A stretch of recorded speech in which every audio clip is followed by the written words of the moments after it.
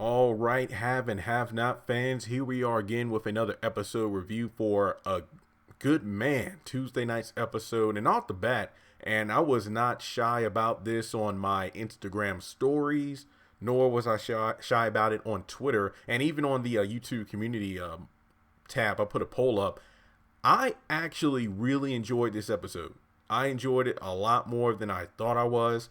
I thought it was much better than Battle for the Past last week, which was an episode that was highly anticipated, at least for me, Chandler, a few other people, and I don't want to say social group because you all are part of that group, obviously, because you're on the channel, but pretty much the haves and the have-nots fans who I communicate with the most. We've been looking forward to this episode for several weeks, just based off that episode synopsis. But in terms of the overall execution, it wasn't that great. And luckily enough, I did not do the video I kept saying I would do, which is going over all the reasons Battle for the Past wasn't a great episode, because now we have a good man.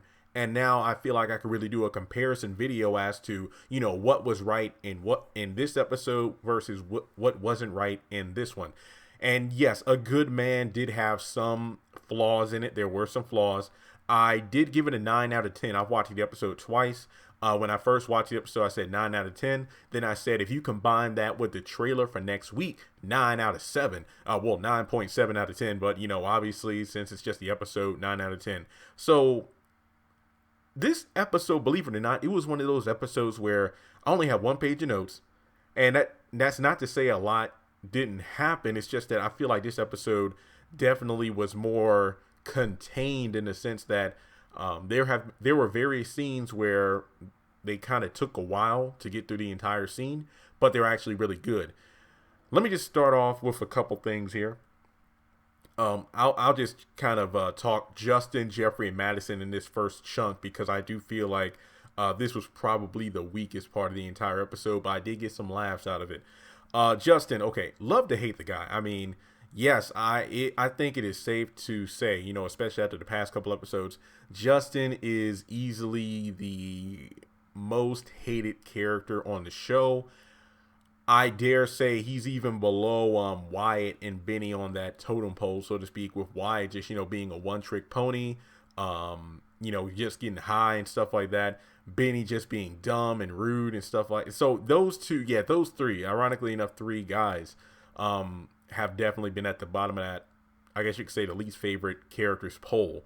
Jeffrey's almost there. He's kind of he's kind of in the middle. Anytime he goes very low on the charts there, he does something that makes him hit the halfway bar, such as, tossing Veronica over the balcony.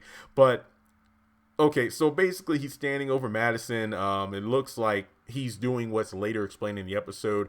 Correct me if I'm wrong here, but he erased Jeffrey's number from the phone and replaced it with his number. So every time Madison would call Jeffrey, it would just go to Justin's line. And I do believe that Jeffrey said, I kept calling your phone, but I never got an answer. So it looks like Justin also blocked Jeffrey's number from Madison's phone while deleting it too. Then this run. Okay, Tyler Perry, you need to explain something to me. Why is it that every time there's like a security guard, they're like very overweight? Like, well, I mean, this dude wasn't that huge, but he was definitely not someone who could take on the likes of Justin. I remember that episode where, what was it? When Erica and Veronica got into the elevator fight. And then as they were reaching the floor there, I think it was like the first floor of the lobby or whatever. That's when Veronica began throwing herself around and pretending that she's being beaten. And then, Erica and David split the scene. And then this security guard from the hotel, I believe, this was the Artesian Hotel, not the Sarandon. This darn security guard, kind of hefty, runs over there as fast as he could, and he's like, "Ma'am, are you okay?" And it's like, took you damn long enough. I think it was a white guy. Yeah, he was kind of chunky. So what is it with every security? Do you purposefully get these out-of-shape security guards to explain, hey, this is why this person wasn't able to make it to the scene of the crime or whatever was going on where a security guard was needed? Not only that, Justin goes ahead and then pretends like, oh no, I just found this guy, he got mugged. I want to say Negro, please, but he's not a Negro. He just likes Negroes, apparently. Oh, excuse me. Oh, I'm sorry. That ain't sound right. Well, I'm black too, but it's like, well, you must like black guys. I don't know. But you got the freaking crowbar in your hand. Like, how? He's like, oh, officer, just no. And then he proceeds to, he's like, state don't move. Then he punches him in the gut. And he's like, what do you say? Your country ass walkie talkie or whatever? You think you want to stop me with that? No, with no gun, you rent a cop. And then he just runs off. Justin is easy to hate, but at the same time, I will admit it is scenes like this that have me annoyed by everyone else around him for doing stupid things. But he just does stuff that makes me laugh and then scratch my head. And so I will say this one, even though Justin is kind of at the bottom of being like the most hated character, he does kind of keep it fresh because I never know what emotion I'm going to feel once he's on screen. The obvious emotion I feel like we all feel at first is, oh my God, here we go again. But then he does some crap like this that just gets me laughing at times. So Justin, I'm not going to dock the episode off a lot of points for that. No. I'm going to stand by the 9.9 out of 10 because there were a couple scenes in this episode that were iffy or had flaws, but I feel like as a whole, this episode was definitely a strong one. I definitely do stand by that. So yes, Justin might be the most hated, but at the same time, he does in a way keep it fresh. And I do feel in some ways that puts him above Benny and Wyatt in terms of likability, because even though we know that Justin is kind of an off-brand Veronica, just someone else to harass Jeffrey, he does change it up a bit. Even pretending to be Jeffrey on the phone as not as convincing. I'm not going to lie, the second time I listened to it, I'm like, okay, he kind of got the vocal pattern, because you know how Jeffrey usually, whenever he's nervous or whatever or trying to hide something, he's like, no, it's okay. I got a cold. And it's like, Jeffrey, I just saw you. And it's like, well, if I were Justin, I would have said, well, Madison, we're in a hospital, so I probably caught something. So that was pretty funny in itself. Now, the biggest complaint of the entire episode that I've been seeing, like, I've gotten a lot of messages about this. The fact that Madison, after being hit with a crowbar, and I don't believe there was blood. I could be wrong, because if there was blood, I think it was hard to identify, because remember, I think like his backlights of the car were smashed, so there were a lot of red objects on the ground, the glass and whatnot. So I don't think there was blood. I will admit I can agree with a lot of fans how frustrating it is how Madison seemingly has no injury. He even told that doctor, he's like, well, hey, I have a hard head and everything. And I get it, because you think back to when Candace found him at the campaign office, and she whacked him across the face with that metal pole. I think his nose started bleeding. Then he kept getting beat. And I think that's how he ended up getting that scar on his forehead for, I believe, his almost the entire rest of his time on the show. And this was like early season 4, if I'm not mistaken. So basically, Madison gets whacked across the face or back of the head, I couldn't tell. And he's seemingly okay. And I mean, at the very least, it's like, hey, obviously my car is destroyed, so I'll get a ride from somebody. I can definitely see why that's the thing. And I even made comments on this on social media. It's like, I looked it up, and I do remember from class, the human body is composed of bones that are, 5 times stronger than steel.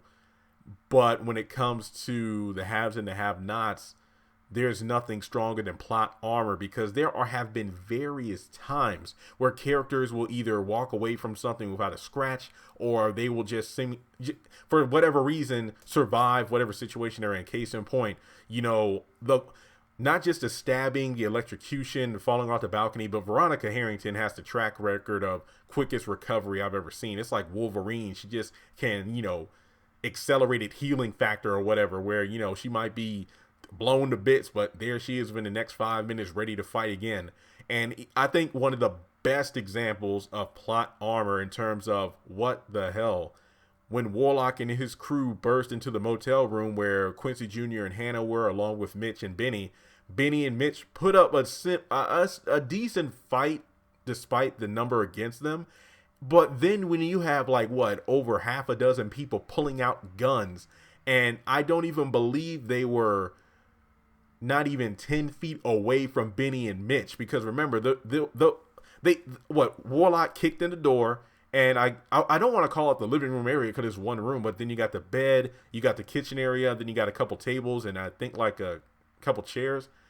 There couldn't have been 10 feet or any more than 10 feet between them, yet not one of them were able to shoot two guys that were, kind of, Mitch being a freaking 7 feet tall, and Benny, being, tall in his own right, full grown adult man. Yet they were able to not only not get hit by bullets, but manage to pick up a mattress and hide behind it, while not one of those guys thought to just sprint over there like maybe 10 steps, fire a couple rounds, then split the scene. Plot armor, folks. That's stronger than any anatomy that we use in the real world. So the next time you see something like Veronica falls off a balcony and doesn't break at least her wrist, or if you see someone in a car explosion and they don't even get scratched or burnt at all, just think about that. Because Tyler Perry makes the plot work the way he wants to. Oh, he could have easily had David in a coma from the just the shockwave of the explosion, but no. We're going to settle with just his back being burned severely, even if memory serves, looking back at the actual explosion, David was flung back first towards the camera, so shouldn't his front be burned and everything? Then you look at Melissa. Imagine if Melissa, bet money if Veronica had jumped from that roof like Melissa, Veronica probably wouldn't have had a scrape on her, but Melissa died. Whereas, Erica, if that was Veronica in the exploding, fiery bomb that was the car, Veronica would have been at the hospital within half an episode, but then we have Erica charred to death. So guys, yes, I know. I feel like I've gotten numb to this point when it comes to unrealistic things in the show. So yeah, I didn't mean to go on this little, not a rant, but so much as I need to really address this because this is a major issue. But Tyler Perry's just going to make things work the way the way he wants them to work. All right, and then the last thing to say about this portion of the episode is the fact that, well, just like the whole Madison not being injured and then Justin being Justin, the fact that Jeffrey once again is oblivious to the fact that, look, this dude is a crazy MF. I mean, if I had time or the effort, I would put in the bleeps like they do in the episode, but obviously I don't. So the fact that he's still under the impression that he can control. Look, okay, with David, it was annoying enough. We're talking like season 2, season 3 David, from, knowing Veronica was blackmailing his son and, well, their son. Well, technically, I'm just going to say his son, because remember, at that point, she was pretty much disowning him unless he did everything she wanted him to do. Then leaving him to burn in the house, and just the continuous accusations about Maggie Day. Then knowingly, being in the know about his wife being with Benny and all that stuff. And he's still stuck by her ass. Even when they were in jail, when Veronica was 2 cells down, David was like, pushing up on Jim because Jim was like frustrated with Veronica and trying to reach through the bars. And remember, they were like, what? Veronica was in the cell, you had an empty cell, and then you had David and Jim. And then, David is like pushing up against the wall, like, dude, don't you do it. I'm like, how is he even going to reach? Like, it's one. Look, Jim's frustration is one thing. It was like, dude, you're not going to reach her. But at the same time, to have David, just defend her and all, it's like, dude, for real? Really?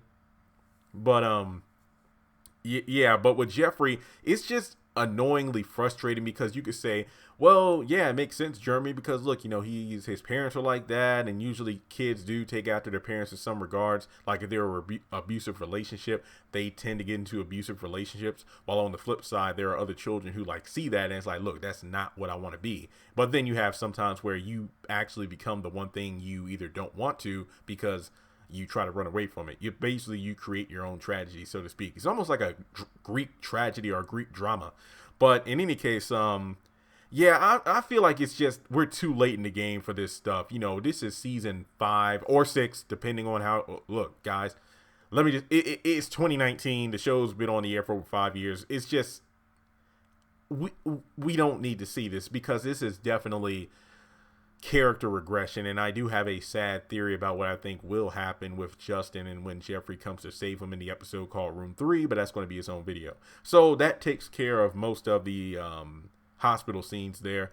And you know what? Let's just talk more about Jeffrey. At the beginning of the episode, he and David are at the house. Jeffrey's checking in on him. David pretty much isn't in the mood. It's like, look.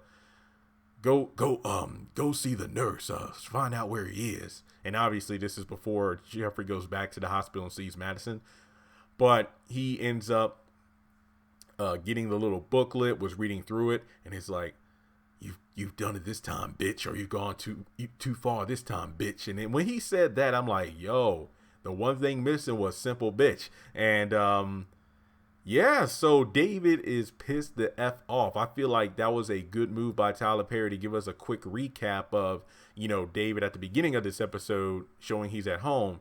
And then at the end of the episode, when Veronica gives him a phone call, that's when everything pretty much comes full circle. And, you know, I might as well talk. And that's one thing I do like about these episode reviews to make it easier on me. Instead of jumping around scene by scene by scene in terms of here's exactly what happened in what order, it's easier just to talk about all the characters involved in one particular storyline in one go, you know, so it's more of a smooth transition. And jumping to the last scene, you know, pretty much, yeah, RK and Veronica, I mean, we know that RK was planned to be killed off by Veronica in order to make Jeffrey look like he was the one that did it to put him in jail. But in some way, it's like, you know, Veronica is a bit turned on by RK, the fact that he refuses to take no for an answer. But at the same time, she has the Candace syndrome where, you know, hey, I was hurt by one man that I cared about, and now all men are dirty in my eyes. I might use them for what I want, but then after that, they're disposable.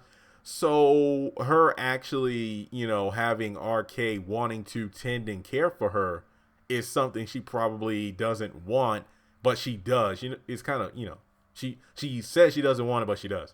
Even though that's kind of a weird thing to say in the midst of the Me Too movement, but you see what I'm saying. Like, even when he tried to push up on her, she's like, no. It's like, you drink too much, which is a obvious and very, very true statement. You're too young to tell me what to do.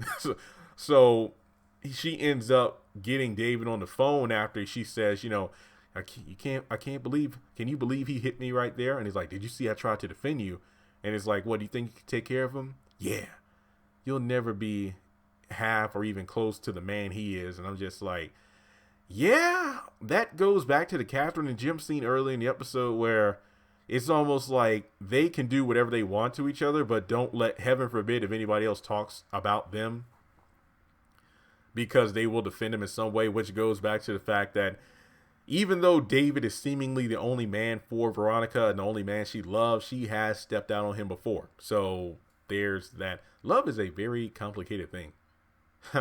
So in any case, she ends up getting the brilliant idea of drunk calling her ex-husband, which RK wisely says isn't the best thing to do. And it's kind of funny because, you know, RK kind of played a Madison, you know, in terms of, you know, Jeffrey wanted to call Justin. No, don't do that. That's just what he wants you to do. And then Veronica was calling David, not because that's what he wanted her to do, but because she wanted to, you know, just call him and tell him off or something like that. And RK was like, that's not a good idea. Lo and behold, you know, not only does she call him and he answers in a stern voice, hello, darling. Hello. And she pretty much just, it's like she pretty much put iodine on his burn. That's pretty much what happened in that scene, you know, pretty much. It's like, I tried to tell you she was a whore, a prostitute. You fell in love with her, David, just like Jim and Candace. And I'm like, yo, that's just messed up. And at the end, Veronica, yes, darling, I'm going to kill you. The way that look, that transition on Veronica's face, that, believe it or not, folks, if they would have just showed the initial scene where, you know, David's reading the book and then he reacts to it, that Veronica, that bitch has gone too far this time. And then just giving us the scene with RK and Veronica, or more so Veronica calling David, that would have been it. Aside from the whole Catherine and Jim scene with Sarah, but that would have been good enough for me. That was one hell of a great way to open and end the episode. The sobering on her face. She came down from that drunken stupor in no time. We haven't seen someone come out of their high or alcoholic state that quick since Wyatt when he slit Vinny's throat. Remember, he was coming off that high from those drugs he did the night before. Vinny wakes him up and starts beating him around, but then next thing you know, after slashing his throat, Wyatt quickly got out.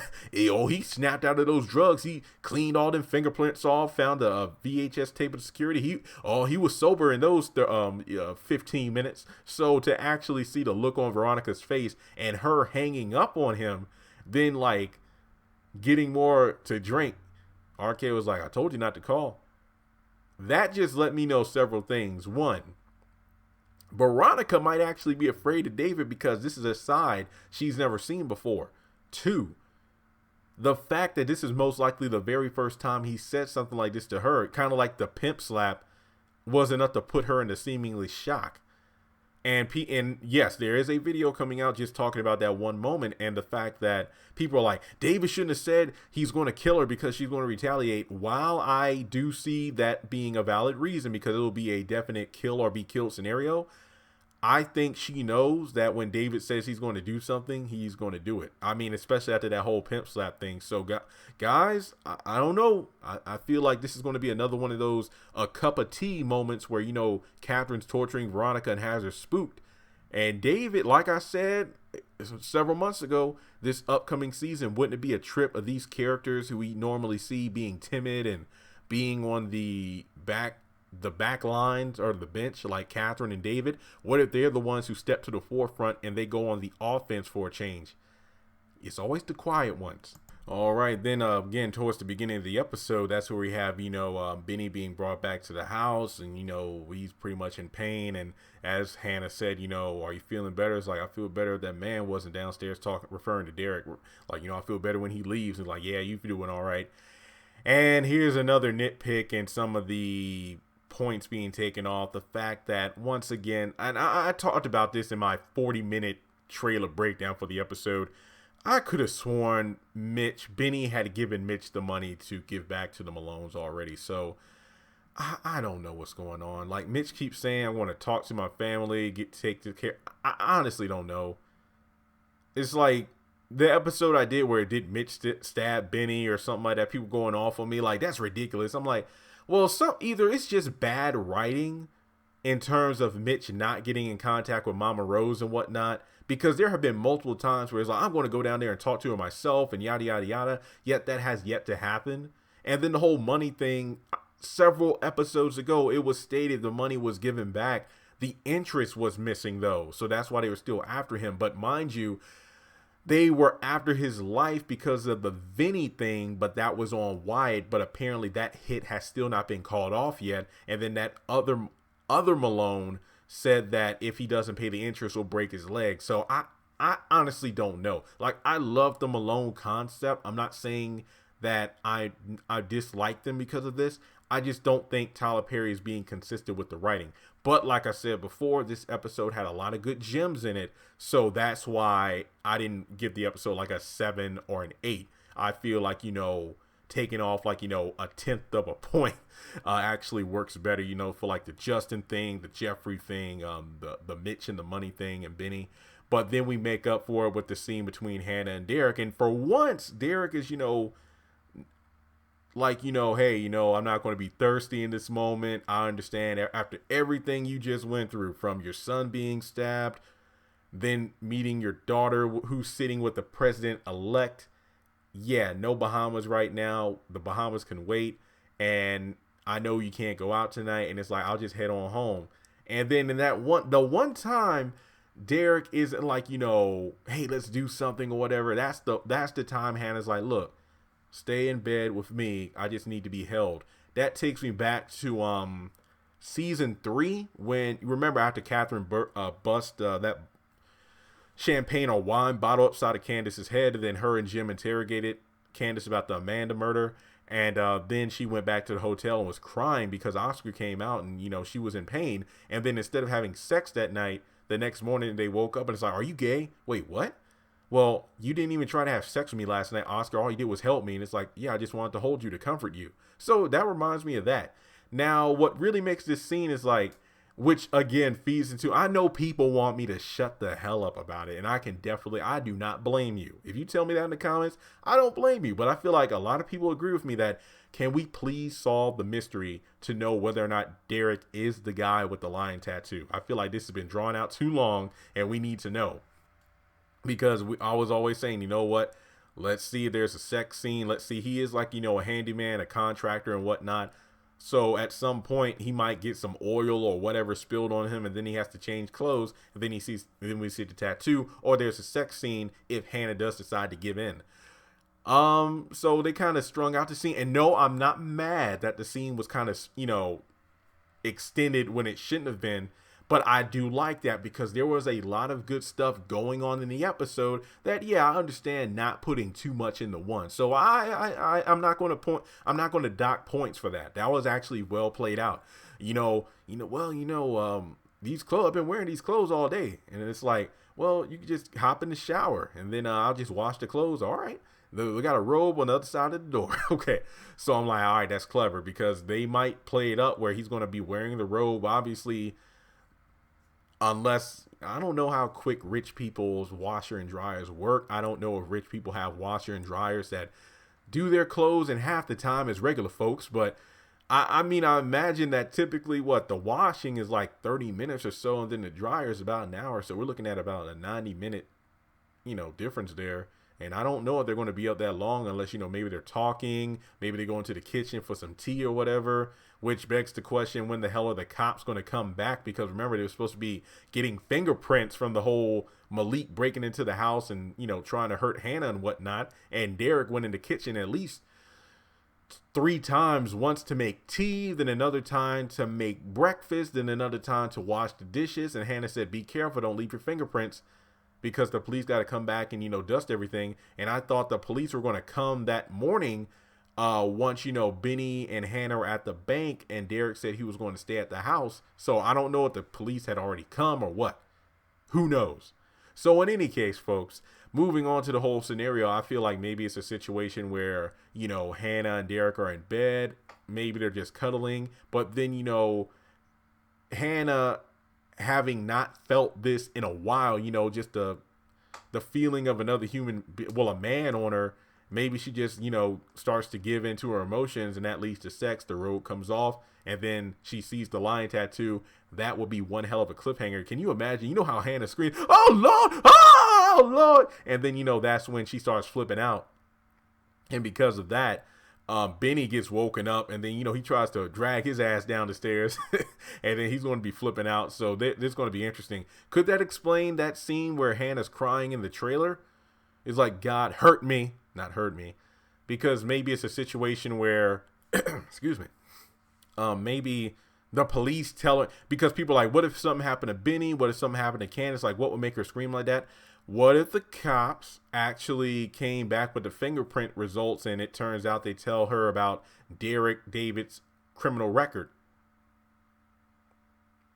I think that's the biggest thing that can hurt Hannah at that point, because it's pretty clear Benny is not going to be killed. Candace is off doing Candace things, so I think Derek would be the main thing to actually hurt her emotionally. So maybe she sees the tattoo, and Derek explains, when he got it and stuff like that. And, Hannah's going to be reluctant of him, but probably won't just automatically assume he's the rapist. But then when the police come back with the fingerprints, because, again, he went in that kitchen like 3 times, so he most likely left fingerprints. So I think it is a possibility that when the police come back with the fingerprints, that's when it, 2 and 2 is put together. Like, you got the Malik bloods, because remember, his blood was everywhere. So we're talking like DNA and whatnot, unless that was already cleaned up. But in any case, folks, I think that Derek is the man. Like, this isn't me pushing the theory on, but this is me laying out the potential storyline there. So very good scene. Very good scene. And aside from that, back at the Cryer house, because there are 2 things left to talk about. What went down at Jim and Catherine's house. Well, excuse me. What happened at Catherine's house, as well as what went down between, Candace, Charles, Roderick, Rocky, and Landon. So this is, again, a pretty damn good episode. So Wyatt is in Sarah's, I'm thinking the trunk. Like, yeah, it could be her back seat, but given the fact it was like a red light and whatnot, I'm going to assume he was in the trunk due to the fact that, the backlights of a car typically are like red, orange. So I imagine him being in the trunk would illuminate the back of the trunk, so he would be that color. So I would think that Wyatt was in the trunk. Leo and Mac, or was it Leo? I forgot which one he was talking to, but the fact that Catherine wants to put the moves on them, they look good, but they're dumb as hell. So Catherine is the new Benny of the season, just sleeping around with anybody. And oh man. So this scene was the best scene of the episode, in my opinion. Now, just to kind of jump to the beginning of this scene, Sarah is pretty much fed up because she's been waiting for God knows how long, and I can't blame her. So she finally leaves the house. I believe she gets a phone call from George asking where she is. I'm out. I know, but where? At the Crier house. I know. And then pretty much is like, look, get the bullets, and basically you're going to be prosecuted either way. You disgust me, but if you get the bullets, I forgot when he said when, I'm guessing like the next day, the next morning. If you get the bullets, you'll be prosecuted still, but I'll go easy on you. And Sarah pretty much understands, and that's probably why she's just, standing around until Jim eventually shows up. Jim once again pulls a Harvey Weinstein by opening up her shirt, but to be fair, the last time he did that, he found a wire, and he needed to be safer than sorry. Better safe than sorry. Yeah, that's it. So technically safer than sorry. Too bad he didn't do that the last time they had sex without using a condom. So yeah, but in any case, they go back in the house, and just like I talked about in my trailer breakdown, which again was 40 minutes long, but if you go back and watch my trailer breakdown for A Good Man, a lot of the things I said came to pass. And basically, Catherine walks in on him. That's pretty much exactly how I predicted it. And because of that, Sarah's a bit ashamed and taken aback, which is a flip from last week's episode where Jim walks in on Broderick, Rocky, and Catherine in the same bed. And what's funny is, how I've talked, kind of down about the Catherine Crier character, the lack of consistency in her personality and whatnot, which I stand by. What made it work this week was her and Jim's dynamic, sexual tension, and the chemistry. The fact that they had that same double team vibe that they did, when they were interrogating Candace, as well as Professor Cannon after Amanda was killed, or Amanda's death, because some people still believe it was suicide. Remember how badass those two were together? The same rules apply here. Like, those two bouncing off each other. Yeah, it was wrong, the fact that they're dogging Sarah and just throwing her under the bus for this, which begged the question. I was thinking about this too.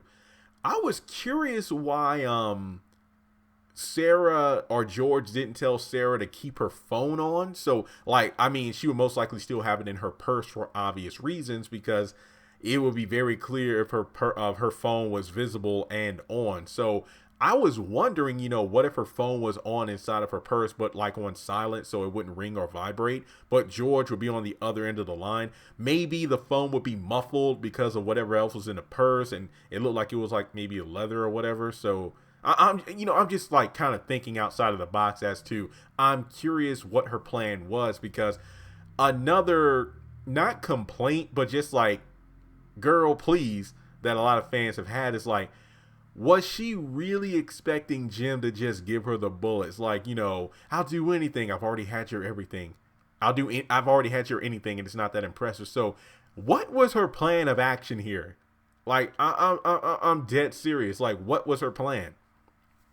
Because of the fact that, if Jim gave her the bullets, then George would know that Sarah got the bullets from Jim, because that's where she was. And if she got the bullets back from Jim, that would be damning, incriminating evidence against him. So that wouldn't make any bit of sense. Huh. So, because even going back to, like the last time they had sex, I believe, if I'm not mistaken, Jim was like, do what you got to do to get into the interrogation room. And even Sarah was like, well, that's tampering with the evidence. I could be prosecuted. And it's like, well, do whatever you got to do to say your ass in there, sleep with whoever you got to sleep with. It's like, you've done it before.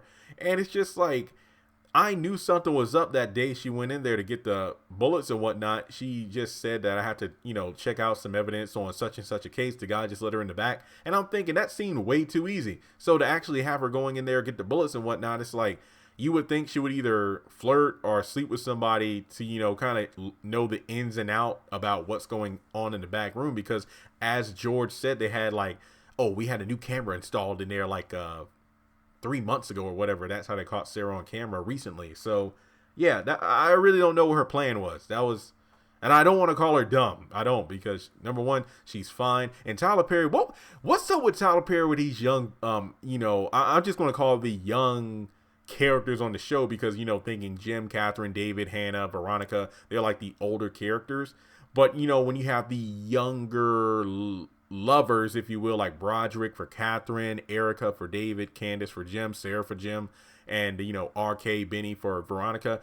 What's up with Sarah being, kind of, scantily dressed and Broderick, in his boxers all last week. And it's except, when he got kicked out of the room. Well, a week before last, yeah. In his boxers and whatnot. And hell, Sarah, walking out of the house, jiggling and whatnot. I sound I know it sounds bad, but damn it was right there. What was it, the week before last? I said on Instagram, it was distracting enough during the Sarah and Wyatt scene because, I was just paying attention to her legs. But this week, you got her just, Lord have mercy. Jesus, help me. But in any case, yeah, a very good scene between Jim and Catherine. I just love the dynamic. Catherine with the one-liners. Even after, Sarah had left and, Catherine's kind of mocking Jim for the incompetent Leo and Mac, which goes to show these two need each other.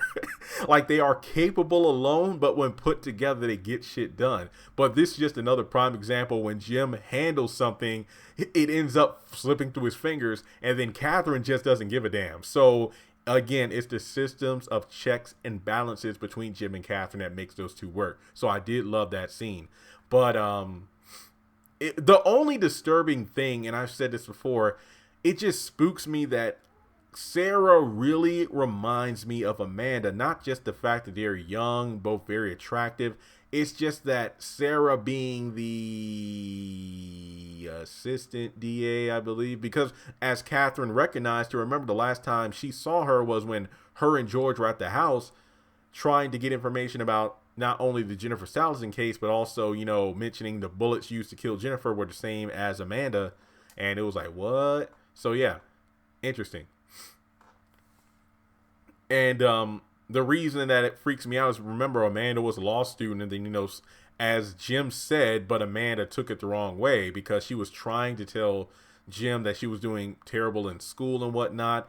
And as Jim said, you're not doing anything to pass that nobody else isn't doing. So if Amanda was still alive and still on her meds and whatnot, then she would probably sleep her way through school and then become a Sarah, sleeping her way into a position, no pun intended there, and end up being naive like Sarah and ending up in the situation with Jim. There would be a Jim Cryer handling Amanda the same way that Jim is handling Sarah, and that's just sad. So Sarah, to me, is quite the tragic character. Yeah, she's done a lot of stuff to herself through her actions with men, but at the same time, she does give me those Amanda vibes. Maybe that's just me, but in any case, just an amazing scene. Again, very amazing. Even Jim going so far as to once again being the only man or the only character with his head on his shoulders when he's not thinking with the head in his pants. Look, Veronica, don't touch her, Catherine. We need her in order to clean up this mess. So he is, again, the only one who's full. And he doesn't even know at this point that Dave is planning to kill the bitch. Maybe he will in the preview for next week, but hopefully they can square this away. All right, so we covered that scene. Now we get to the final set of characters, all about, Candace, Charles, and everything, which makes me also think about Leo and Mac. What if they don't find Wyatt? What is Jim going to do to him? All right, so basically we get to Charles and Candace in the truck on the way back from the hospital. You got a couple sets of motorcycles. Then you have the truck behind them with Landon in it. And then, of course, he later says there are what, two vans of a press right behind him. And, Charles is just, quiet while he's thinking that he doesn't like how Candace talked to him at the hospital and not to do it again. Candace is pretty much, well, this is who I am. And, yeah, he's not going to take it. My gosh. So basically, he gets to the point where, you know what? I'm done with you. Get out. I'm not getting out. We're in the middle of nowhere. You son of a bitch. That's strike. That's another strike. And I'm like, yo, what happens when you get to strike 3? And then it's like, well, I'm thinking, Candace, why are you worried about being put out in the middle of nowhere? If memory serves, didn't you and RK randomly pull off in the middle of nowhere in that van, and you took the money and then you set the van on fire and then seemingly walked in heels from wherever you and RK were back to the Artesian Hotel? So being let out in the middle of nowhere in heels again shouldn't be much of a problem for you. And also, can we just talk about Landon in terms of this guy does his job? Just like, putting the whole loving a straight man thing, just forget about that. The fact that he did not stand down. Look, I want to drag her ass out myself. And I'm like, remember, David did that before to Veronica, and that was pretty funny. So, yeah, the fact that he was about to do it lets me further know Charles isn't telling us everything. I feel like, that side of him that's Chucky, like, when he exposed who he really was to Candace, in terms of being like Chucky be a mother, they believed it out. And I'm like, there probably been plenty of girls, as Landon said, who have quote unquote disappeared. Like, when he's done, he's done. And that video is coming out about, is Charles and Candace really done with each other? I don't think so. But it just seems to me like, I remember, and I will use this clip in that actual video, but what was it like? Don't Kill the Messenger. It was a Chris Rock special. And he was like, this was like before Obama got in office the first time, if I'm not mistaken. But anyway, one of the jokes was talking about how the black president can't have a black wife. A black woman can't be a first lady. Too much shutting up in that job. The black woman can't be the background of a relationship. Like, you won the presidency. Honey, I won. No, we won. And so he was like, the white woman will be the one to hike the ball to, you're the quarterback or whatever. But the black one wants to play your position. So when he said a black woman can't be first lady, too much shutting up in that job, that truly defined Candace Young. And I laughed so hard watching that scene because that's all I thought about.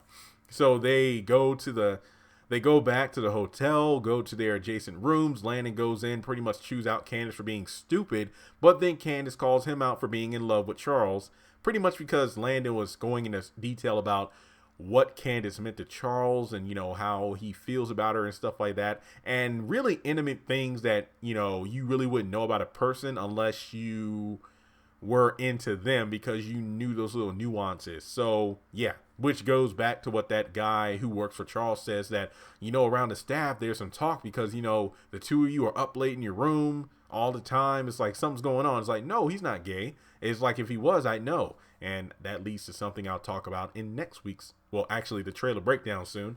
But, yeah, so what really made this scene shine for me, once again, when the characters address questions we as an audience ask, because I did that video in the break between last week and this week's video, is Charles in the closet, and boom.